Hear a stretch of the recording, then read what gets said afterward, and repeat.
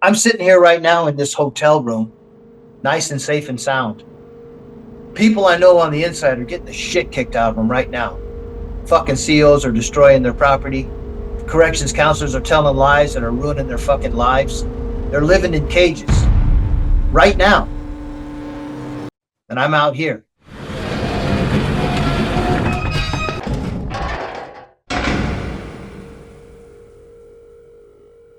You're muted. Hi, how are you? Fine, how are you? Much, much better. Thank you for asking.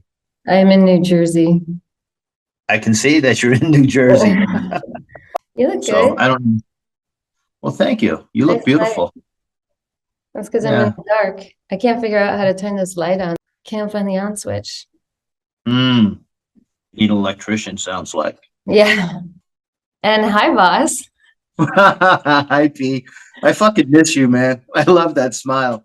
I haven't seen you. I haven't. Oh my God, this is the longest we went without talking in almost 6 years. You really Yeah.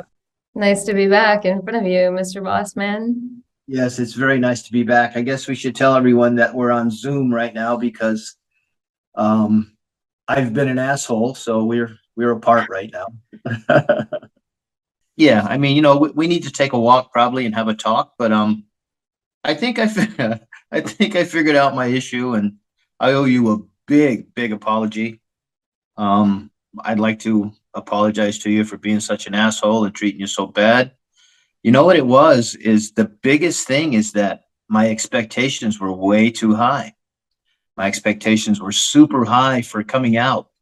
Um, what I expected the world to be, what I expected from me. And it was so much disappointment. I was just so disappointed, just disappointed in this life.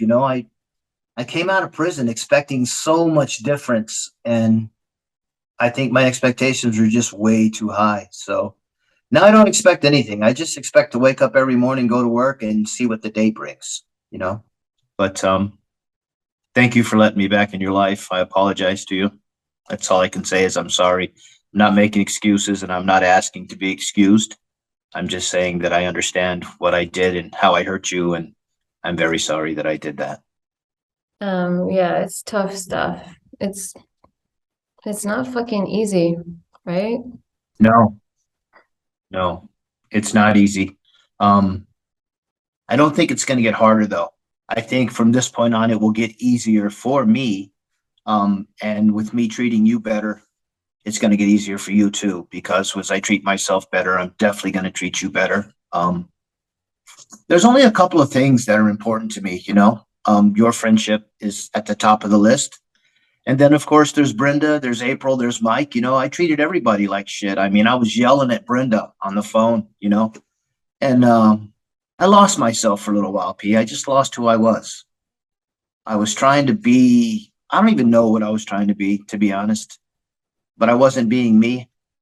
Um, but I'm me now. I don't because I feel like if you search for a reason of why we behaved the way that we behaved, then you're expecting yourself never to feel that way again when PTSD causes you to just feel bad for no reason and to have freakouts for no reason. So then you might be setting yourself up for disappointment if you say it happened because of this or because of, and now it's better.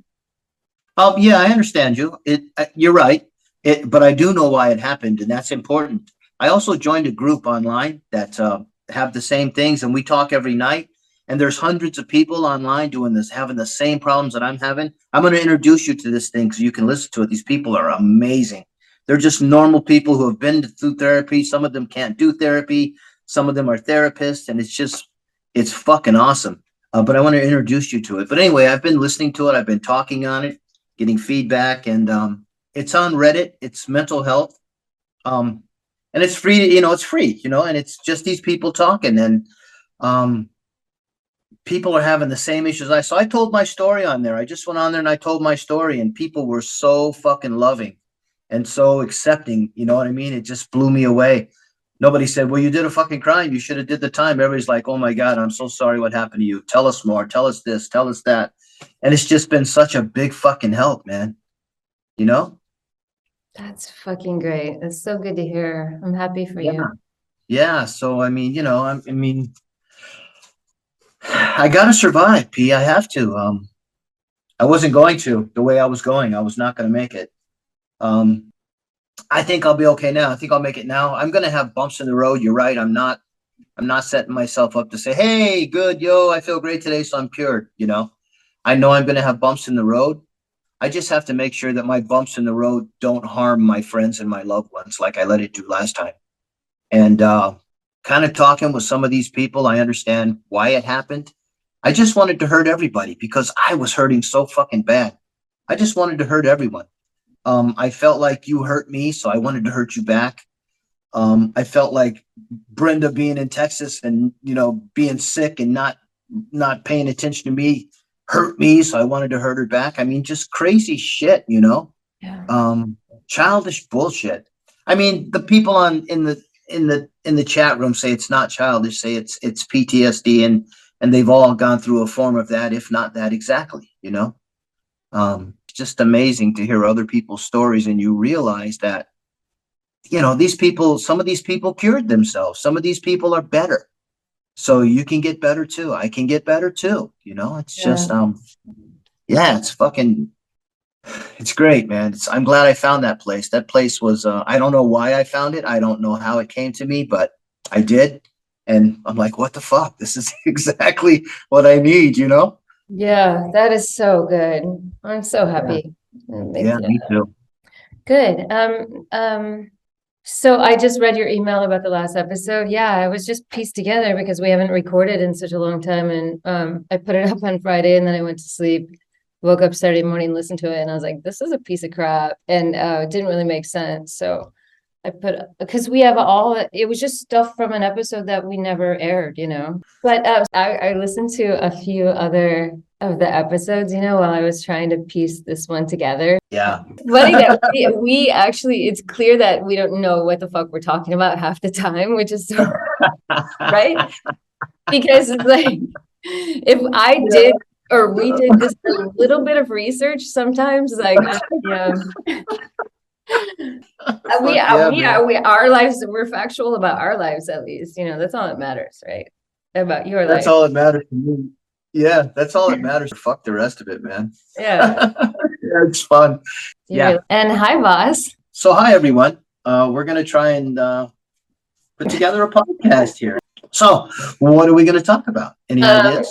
I was thinking for this episode, we would just finally air those questions that we answered, because that one question that we recorded a while ago never fit into an episode because your answer is so brilliantly 20 minutes long, and it's I think it's a really good, really important topic. It's the one I want to air, the one of where the girl asked why her boyfriend wouldn't come out of the box.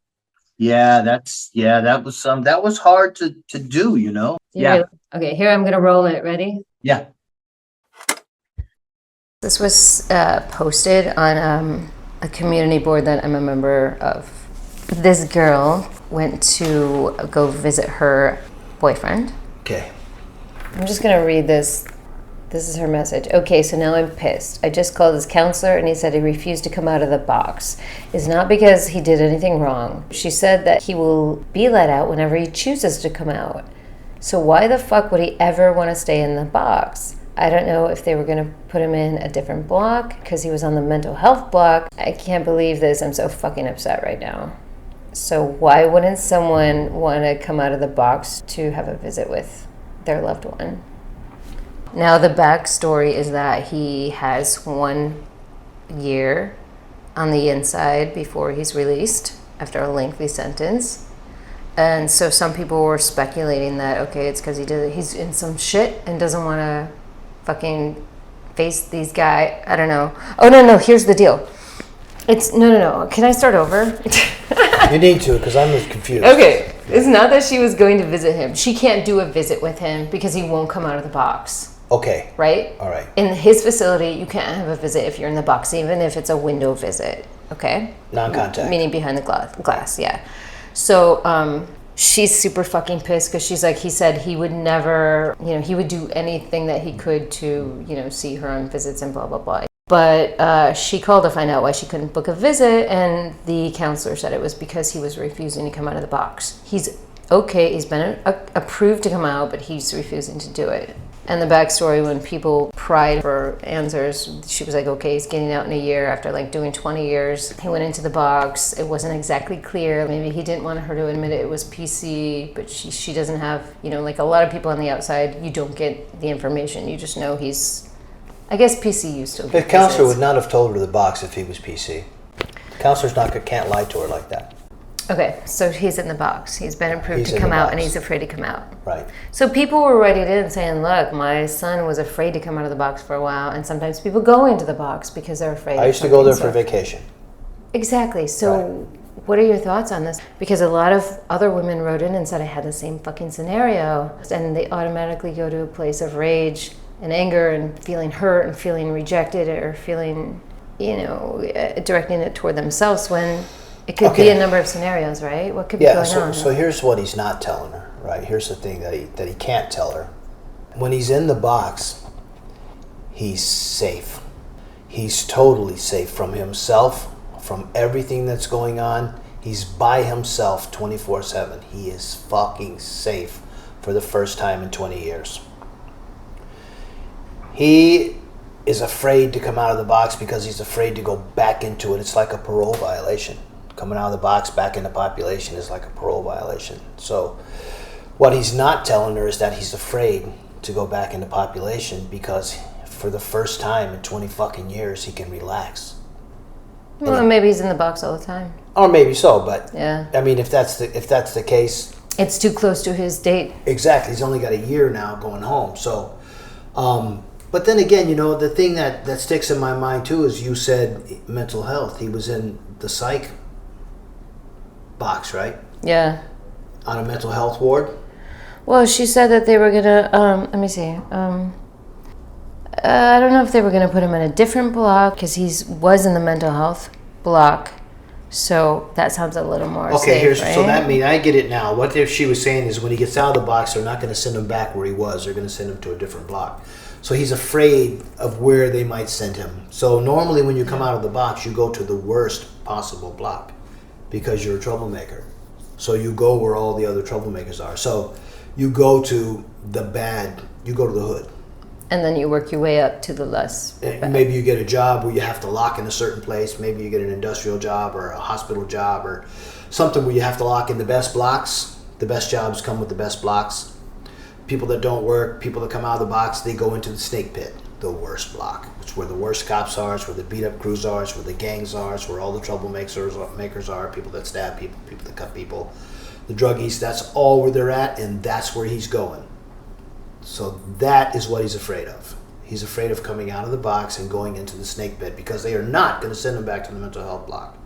Now, he could come out of the box, go into the snake pit, go to sick call, and talk to the psychologist and just say, listen, man, I'm going to chop my fucking arm off if I got to go back in that fucking snake pit. I can't do it. I can't do this. And then they'll rough him up and do what they're going to do, and eventually he'll end up in the mental health block. But he knows that it's going to be a trial, and it's going to take a week or two to do it. So he's afraid to go to the snake pit. And I'm not saying that fear makes him cowardly. I'm not saying he's cowardly. I want to make that clear. He knows what's awaiting him. So it's like if I said to you, P, you got to walk across the street to the store, but you're going to get hit by this taxi that's coming. You're going to get hit. You might survive though, but you got to go to the store. Or you can stay in the apartment. What are you going to pick? Stay in the apartment. And that's what he's doing. He's staying in versus going to the snake pit. Yeah. So in his mind, the snake pit it's the worst possible place. And it is. It's the worst place in prison. Nothing is worse in prison than the box drop.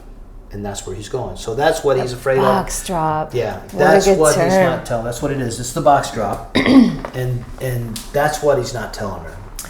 Yeah, so, God, I mean, I wish that... But she has a handle on it. She mentioned it, so she just needed someone to confirm it, I think. She's right in what she says. He's not... Yeah, but the problem with this post is that she automatically went to the most negative place, all in caps, like, I'm so pissed. I just called his counselor, and they've said that he refused to fucking come out. She's screaming and with the angry face emoji thing. Yeah, but she's hurt, all right? I know, but if she would understand that also, he doesn't want to fuck it up in his last year so that he can get out. Maybe it's another thing. Maybe he just knows that whoever he fought with or whatever he did to put him in the box would be right out there too. Whatever he needs to do to survive, whether it's fighting with those guys or what. Wait, can I just finish before you shake your head no at me like that? Yeah.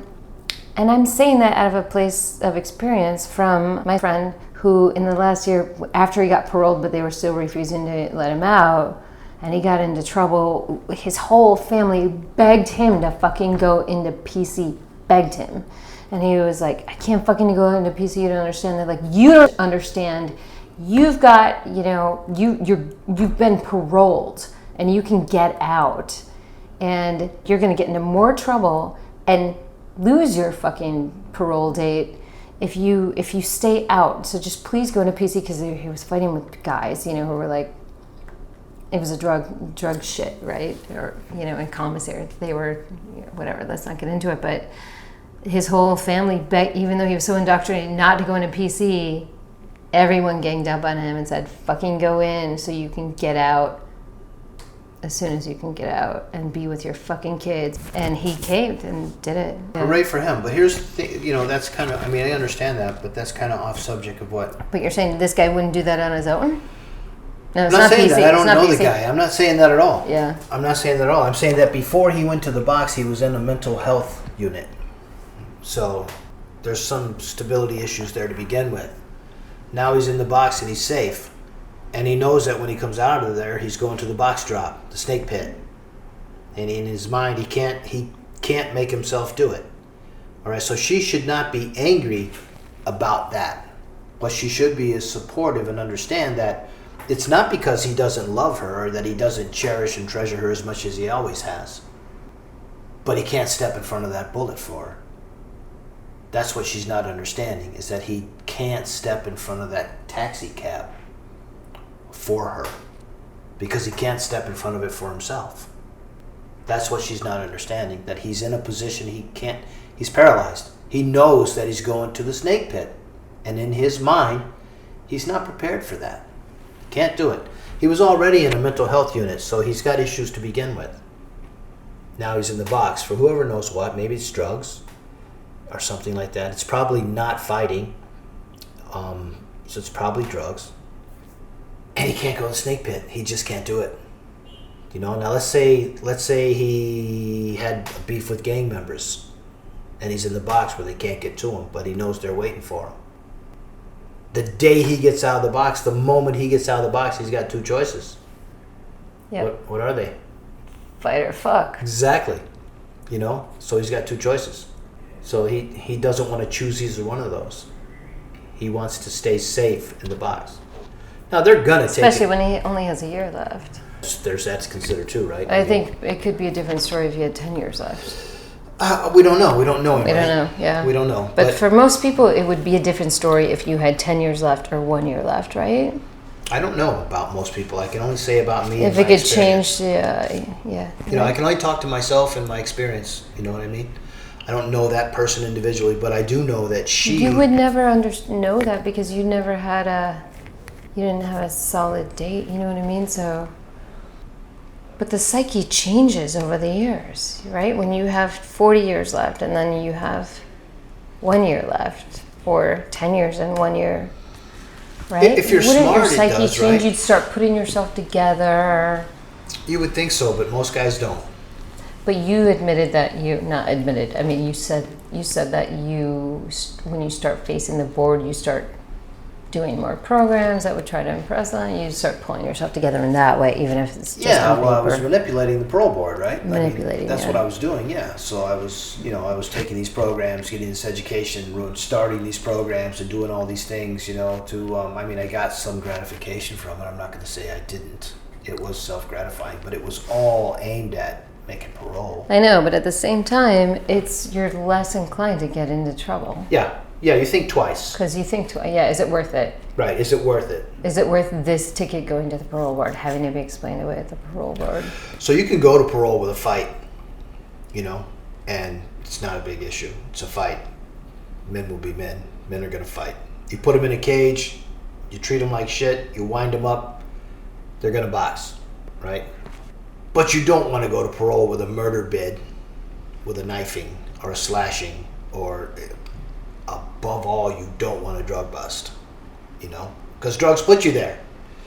You know, and all these years later, 25, 30, 40 years later, you're still drugging? Yeah. Why should we let you out? Right. You're just going to go out and do the same fucking thing, right? So, yeah, so, you know, you have to weigh that. Is it worth it? But, you know, back onto the subject of this woman. She has to not be angry. She's angry at herself, I'm sure. She has to not be angry at the fact that he doesn't have the intestinal fortitude to step into the snake pit. Yeah. You know, and it's not any slight on his character. It takes more than just fucking balls to do that. You know, if I said to you, Pete, you got to go across the street, there's some broad over there with a knife who wants to stab you. Here, take this knife and go defend yourself. What would you be thinking the whole time you're going down the stairs and across the street? I mean, what would But be in across your the mind? street, I could get some chocolate ice cream. Yeah. Or see my boyfriend. Across the street, I get to see my boyfriend. It's a tough one. That's a fucking tough one. What would my boyfriend want? He'd probably want me to not to cross the street. Right? Any person regardless of what I would want, any person I would value would want me not to want to cross that street. So that's full circle point here. It's Right, like, and support your dude. You don't know what's going on. Don't be Don't pissed. know. I mean, I'm not saying she's not supporting him, but don't go to a bad place where you take it personal. Yeah, don't take it personal because you don't understand what's going on inside of his You mind. don't know. No, not only that, you don't know what's going on the inside. No, you don't just know the don't really situation. know. And there's so much that you're not going to tell to your loved ones because you love them. There's just so much you won't tell. Department of Corrections used to open my mail, my outgoing mail. Incoming too, obviously. They always open all the incoming, but they would open my outgoing mail, you know, and they would read it, put it back in, and send it on its way, you know, but it's the same thing. So the reason I say that is I knew that I couldn't write things in letters. If I had situations going on, I couldn't write them in a letter, you know. But the point is, maybe he can't talk to her either. Maybe he's in a position where he can't tell her what's going on. Right. You know, so like you said, she doesn't know what's going on. So she needs to just take a step back and think about for a second, you know, how important is he to you? If he's that fucking important to you, then take a step back, take a breath, and try to figure it out with him. And if you're only pissed off and you've had enough, then it's time to step the fuck off.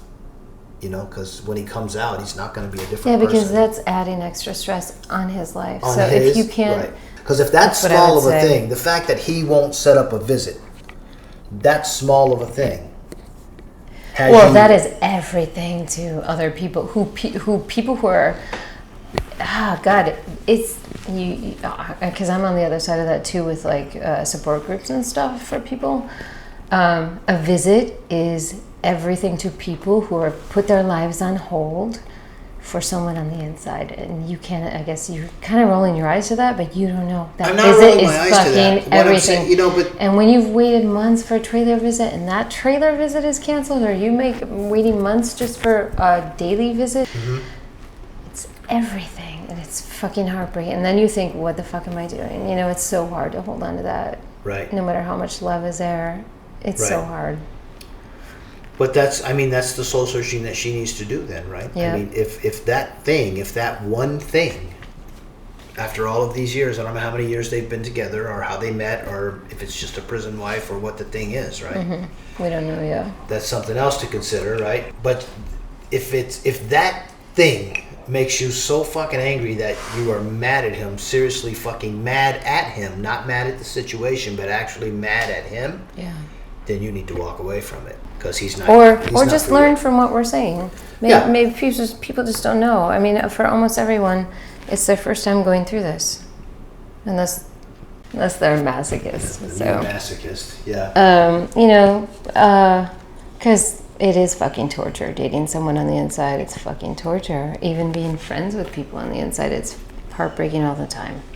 It's a lot of expectation. It's a lot of work. It's not a lot of work for the guy on the inside, but it's a super lot of work for the person on the outside, because life goes on the outside. Although it is a lot of work on the inside if It is not. extra demands are being placed on them. It's No? no work. No. What kind of work can it be? You don't love me, you didn't write back to me soon enough. You don't love me, you didn't. So after the last count at night, you're locked in. You ain't going no place till the cage opens the next morning. You can't write a few lines on a piece of paper, fold it up, put it in an envelope, drop it in the mailbox. Have you ever been depressed? Yeah. So Most yeah. of my life. So sometimes you can't. Okay, but if I mean, especially when you're fucking incarcerated. okay, but it's not work. No, I wouldn't. No, not work. But That's what I'm sometimes saying. it's On the hard to do outside, it, life yeah. goes on.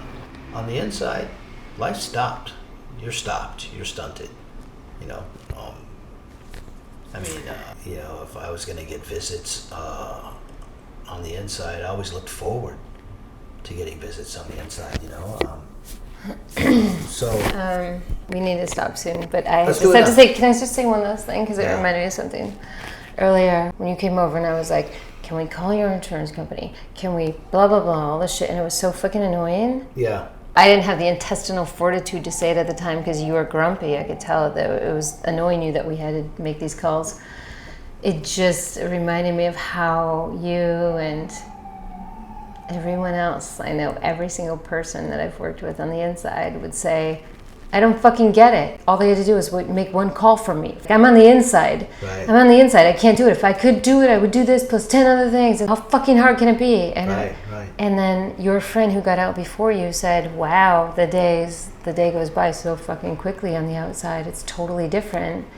And now you just got off of work, but the day was still young. It was 3 p.m. And I'm saying we have to make these phone calls because at 5 p.m. these offices close and you have to take care of this shit. And it just goes to show how you just don't feel like it when you're dealing with the fucking world and you just come in and it's quiet and you just want to plop down on the couch and then you have to do something. It's you never would have done that if it weren't for me forcing you to today, because you haven't for the last month. Yeah, I don't. You know? Yeah, I wouldn't have. I just said, fuck you, get it in blood, right? You're right. Yeah. I don't give a fuck about paying bills, and I just don't give a fuck. Not just that, like you often don't feel like calling someone, calling anyone, calling a friend, calling a sister. You're like, I don't feel like it. Well, Yeah. that's how we feel too. Yeah. We also go to work. We're also tired when we sit down. You know, that's another thing that inmates can't grasp, or people that have been on the inside for a long time. It's just your brain doesn't function sometimes when That's it's cluttered interesting. with all this other shit. It's interesting that you say that, and you're right. Yeah, I hadn't thought about that. You're right, because man, if you just one fucking phone call, really, you can't take 10 minutes to make one fucking phone call for me, seriously? Yeah, and that's the conversation. But we right? never talked about one phone call. It was like looking shit up and Yeah. sending you all the info, doing research and But you outside of our never- lives and our jobs and our families. And But you it never. was never did- me. I always did it. You always did it. You Yeah. never once didn't do. I didn't put things off. No, you never. You never have. You still don't. So that's fine. I mean, you're wonderful that way. In fact, I'm pushing you to do stuff Yeah, for yourself. Yeah. And Yeah. because you could have done it a lot quicker than I did. No, I was sitting next to you. But We you did it sitting in the next same to me, speed. yeah, helping me with it. I mean, it was simple. It wasn't hard. Friends do the annoying shit together. That's our policy, right? That's the policy. I don't know. All right. That's what I tried to do in my marriage. All the annoying shit you did Well, how together. did that fucking shit work out for you? Yeah. I still hold on to that theory. All the annoying shit you have to do as a couple. I think that's true. It can yeah. be as small as whatever, getting the car It could- fixed. or walking the dog. It could be something. Do it as small- together. yeah. If you're both annoyed, do it fucking together. Hi, boss. Hi, P. I think we gave her some good advice there. Hopefully she took it. There are some funny comments that we've gotten that I didn't tell you about. A couple, actually, 3 different people wrote in and said that They love the little man in the boat. It killed me that you had never heard it. Yeah, it was so funny. Yeah. One of them was Clay, actually. So I wonder if does he actually love that little man in the boat, or does he love that you made that comment? Every man should love the little man in the boat. That's true. Happy wife, happy Every life. man should love the little man in the boat, unless they Yeah, yeah. unless they like Happy the wife, happy life, right? yeah. Yeah, Yeah. absolutely. Where are you? Are you in New York City? Yeah, I'm in my room right now. I'm gonna go look at an apartment in a little while. I don't have my car back yet. It was $10,000 worth of damage, by the way. Holy crap. So I didn't even hear about that story. How did you wreck your car? I fell asleep driving. Working too much, too stressed out, no rest. I fell asleep in a school zone and hit a parked car. Oh shit. Yeah. And you didn't get hurt at all? Were you going slow? Were you going? I was doing about 10 miles an hour. That's it. Because I was just pulling, I remember pulling up to a speed bump in the school where the speed limit's 15. And my car is so low, I always slow way down for those bumps so it doesn't drag, you know? And next thing I know, I remember waking up and the car's crashed against another one. So I must have been doing about 10 miles an hour, maybe. The problem is the wheel was turned to the left. So the left front driver's wheel was sticking out and the wheel caught the car and ripped the wheel off. Jesus. Well, sorry about that. Yeah, sucks.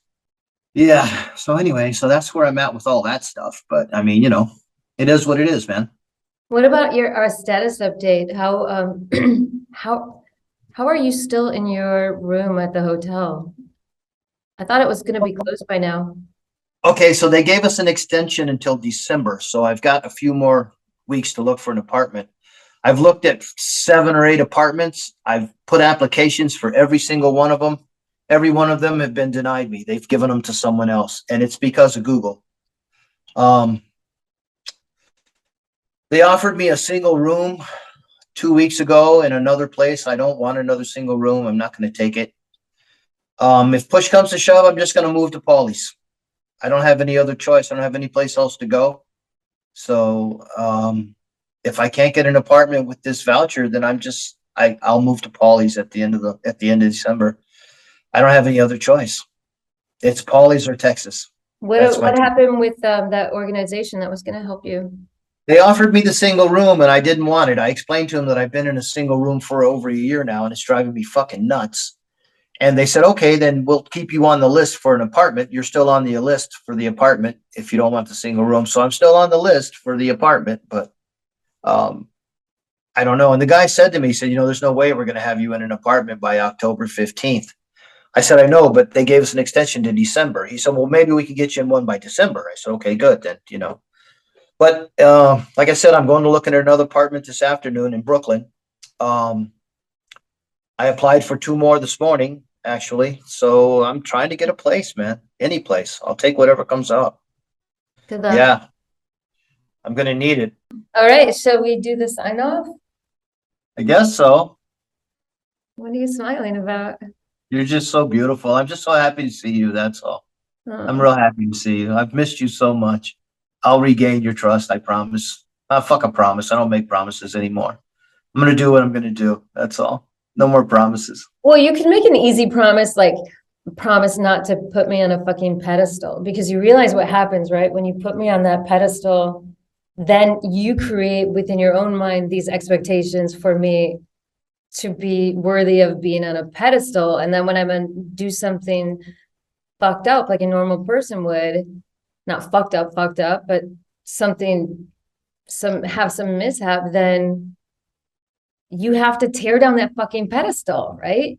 You take That's a exactly. sledgehammer to it. And then when I don't fall fast enough or crumble enough, you start hammering at everything else around it. Like I want to quit the podcast. Like I want to take my ball and go home. That's exactly what I did. That's exactly what I did. And I recognize that. And you know what? That's exactly what they told me on the chat room too. No bullshit. I got to get to this chat room too. You're going to love it. That's exactly what one of the men told me on there. He said, you know, because I talk about you, you know, and they say, well, you know, it sounds like this girl is your queen, your princess, like she's the best thing on the planet. I go, yeah, of course she is. And they go, but no, she's not. She's just a human being, you know, and you have all these high expectations and no one can meet these expectations. So when she fails to meet these expectations, you just get pissed off at her for her failure. But in reality, it's your fucking failure. You know, I mean, he gave it to me. You know what I mean? I was like, you know what? You motherfuckers are right, man. It's my own failure because I put her on such a high pedestal and such high esteem in my life. And it was unrealistic. It was fantasy. You could not possibly be the person that I had you built up as in my mind. You're just a person, you know, you're not fucking Cinderella, man. You know, you're just a person, but you're very, very special to me. You're the most special person in the world. And that's without putting you on a pedestal. That's just Paula Parrish, my best friend, the person I love the most in this world. Okay? All right. Thank you. I'm good, man. I'm good. I'm going to be okay. No, I am okay. I'm not going to say I'm going to be okay. I'm okay. I understand who I am. I understand my fucking issues. You know, I had myself built way up there too. Expectations and fuck, man. I spent 41 years in a cage and my expectation was way too high. I still can't comprehend the 41 years. That's my biggest problem. And, you know, everybody else, I go, yeah, you know, I did 41 years in prison. Everybody gasps. Oh my God. How did you do that? And to me, it's like, what the fuck do you mean? It was just, I lived every day. It was nothing. It's over. I can't grasp the seriousness of that 41 years. I just can't get it in my head that I lost so much, even though I know I did. I can't, it's not that fucking important to me. I think that might be the first time I've said that. It's not that important to me. It's my past. What's important to me is what I have left. Does that make sense, Pete? Yeah, absolutely. I don't even get it. You know, I used to say on the inside when I was teaching classes, I used to tell people, you know, if you did 5 years and didn't change, you're not going to. If you did 5 years and changed and they let you out, chances of you coming back are almost zero. But after you do 5 years, now it's too late. Now you've become a career criminal after 5 years. So I don't think after 5 years, you don't feel it. I mean, you feel it in the sense that, man, I wish I could get the fuck out of here. I wish I was out of here today. So you feel it day to day, but not year to year. So I can't grasp how important the 41 years was or is even. I don't know if it was, if it is. It seems like everyone in my life lives attached to the fact that I did 41 years in prison. And I would like to just say, you know what? I did that 41 years. Here's what I learned. Let me share that. Let me educate and let me live my life. Let me be whoever I am. Just let me be who I am. Don't tell me that I need my social decorum's fucked up or that, you know, my beard is shaped wrong or you don't like my clothes or whatever. Who gives a fuck, you know? Just let me be who I am. That's complex because what I was thinking is that it helped me to remember that you did all of that time to get over what we just went through. So if you're asking for that not to be a part of your past, then you're just an asshole. I would never be friends with someone like you. You know, I mean, That's not what it's like someone with PTSD from the war, from anything that causes them to be irrational sometimes, or causes them to just be moody, just a mildly dickish. That is understandable because they have PTSD. But if you don't have PTSD, then you're just kind of a dick. Yeah, no, so I'm not articulating it properly. What I mean is, I don't want, I mean, define you. It doesn't define you. That's what I was looking to say. Don't let it define me, you know? I mean, it does define who I am because I lived through it and it molded who I am because I went in as a kid, right? I went in as a fucking drug addict. So where was I stunted? What was I stuck at like 14 years old in my head probably? Because I started doing serious drugs by the time I was 14. So I was probably stunted, you know, I don't know, 14, 15 years old. I was 20 when I went in, right? 8 or 10 days into my 21st year or whatever it was, my 20th year, right? So I was 20 when I went in, and I was probably 14 or 15 in my mind. I was super immature. And so I grew up in there. It defined who I am, right? So it defines who I am in that sense. But It's all you I know. think, That's why it feels so, you can't grasp the gravity of the whole thing because it's all that you know. you know what, P, that's exactly right. It's all that I know, and that's why I can't grasp the gravity of it. I mean, that's the words I was looking for. Yeah, I can't grasp how important it is or how weighty it is as everyone else does. And it's like those expectations or those things, they were pissing me off, that everyone was attaching that to me. Dave and Little and you and me and everybody just, oh, well, you did 41 years. You should expect to be a fucking dickhead. Oh, well, you did 41 years. You're going to be a dickhead. No, it's no.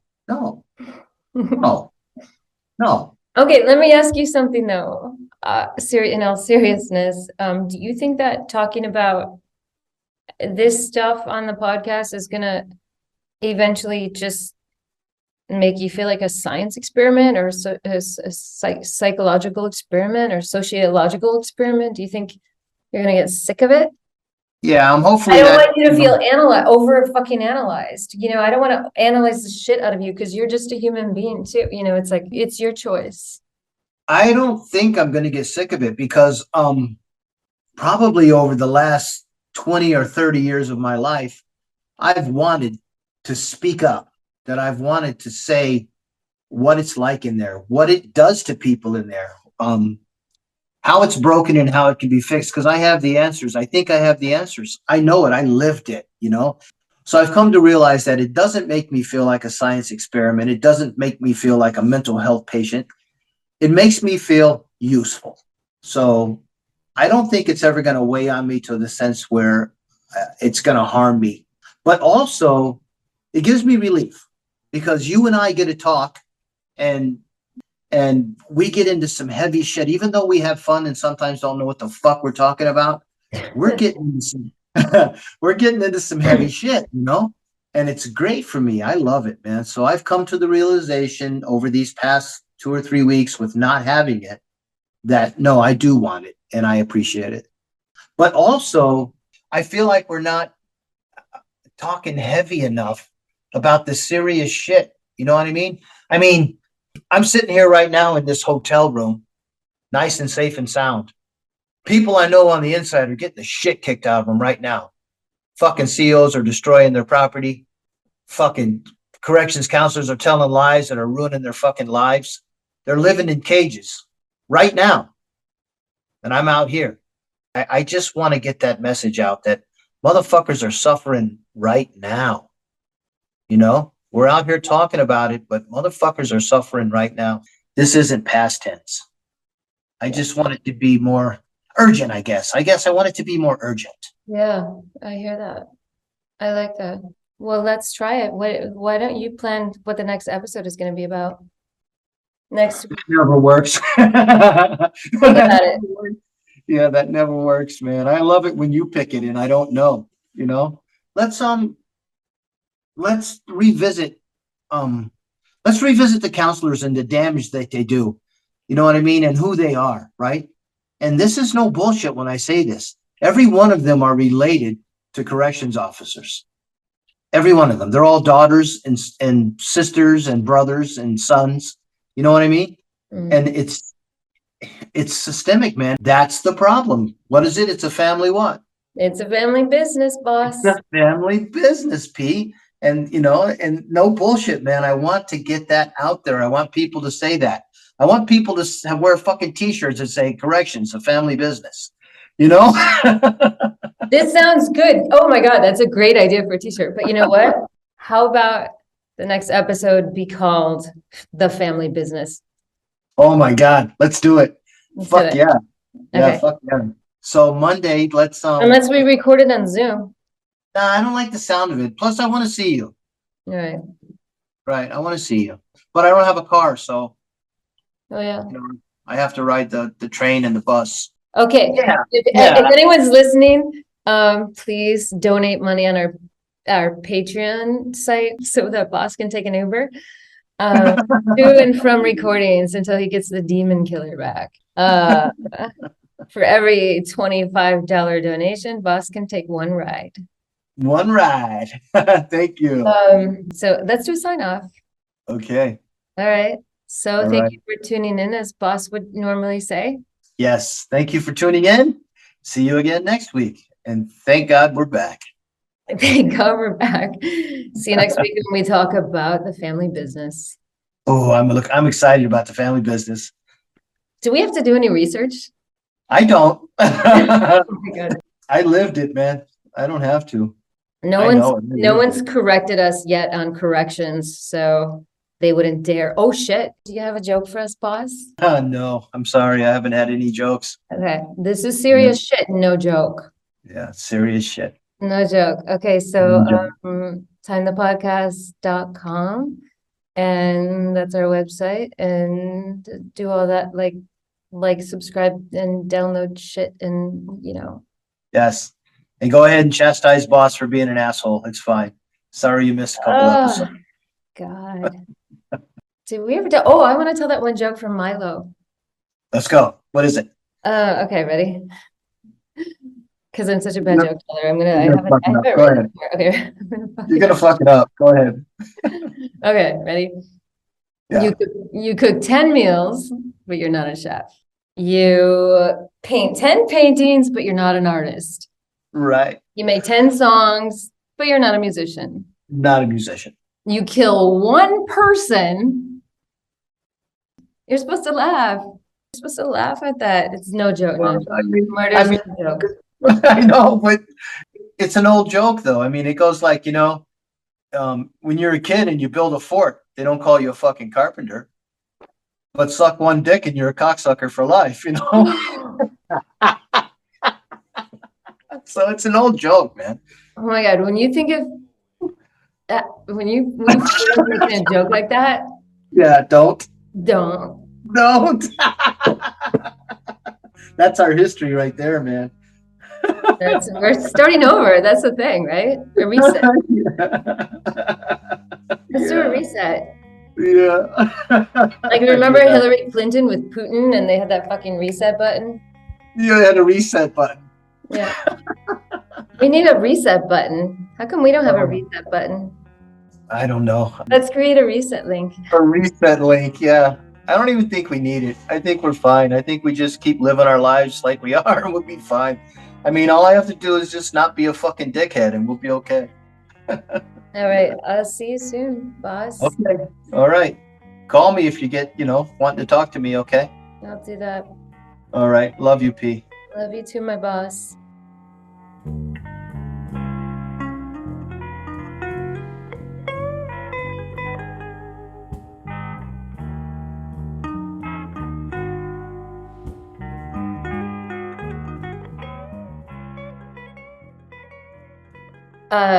Something that I didn't tell you about. I did a Patreon for us. Do you know what that is? No. Okay. It's a good thing. It's a way to actually raise some money so that we can keep doing this and so that we can get a studio rental. Oh, cool. All right. Or we can get an editor, or someone so we can keep doing this even while we're working, because that's the thing, like work schedule now, like I'm working a lot. So I put a button on our website, and it takes you to a page where you can donate, and most podcasters do it. Okay. I love you, P. I'm sorry about everything. Thank you. I'm sorry. You're welcome. Well, thank you. Thank you for saying that. Just remember that your feelings are your feelings, and because they're your feelings, they're valid. It's just the behavior that maybe could be altered a little bit.